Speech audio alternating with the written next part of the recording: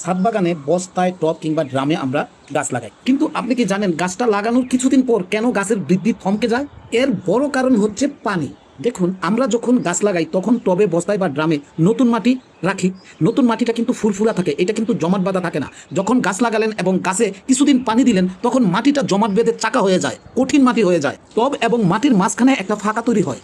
অন্যদিকে টবের অতিরিক্ত পানি বের হওয়ার জন্য টবের নিচে 3টা হুল থাকে, তাই টবের মধ্যে কিছুদিন পানি দেওয়ার পর টব এবং মাটির মাঝখানে যে ফাঁকাটা তৈরি হয়, আপনি যখন টবের মধ্যে মগ দিয়ে পানি দেন তখন এই পানিটা ওই ফাঁকা দিয়ে পৌঁছে যায় সেই 3টা হুলের কাছে এবং সেই হুলের মাধ্যমে পানিটা বাহিরে বের হয়ে যায়। ফলে আপনার বাগানে বস্তায়, টবে কিংবা ড্রামের মধ্যে থাকা কঠিন জমাট বাঁধা মাটির গভীরে পানিটা পৌঁছাইতে পারে না, কিন্তু আপনার গাছের শিকড় তো মাটির গভীরে থাকে। প্রিয় দর্শক, আপনি যখন টবের মধ্যে একবারে পানি দিয়ে দিবেন অল্প সময়ে, তখন কি করবে, এই সাইড দিয়ে পানিটা গড়িয়ে বাইরে চলে আসবে। ফলে আপনার পানি দেওয়ার কারণে উপরে পানি দিলেন, তাই উপরিভাগের কিছু অংশ ভিজে, সাইড দিয়ে পানি গড়িয়ে বাইরে হওয়ার সময় সাইডের মাটি কিছু অংশ ভিজে, আর এই পানিটুকু দিয়েই গাছ কোনো মতে বেঁচে থাকে। তো এই জন্য প্রিয় দর্শক, আপনারা টবের মধ্যে, ড্রামের মধ্যে বা বস্তার মধ্যে যখন পানি দিবেন তখন পানিটা ধীরে ধীরে দিবেন। এই ধীরে ধীরে দেওয়ার কারণে উপরের মাটির স্তর ভেদ করে পানিটা গভীরে যাওয়ার সুযোগ পাবে এবং আপনার গাছটা ভালো থাকবে।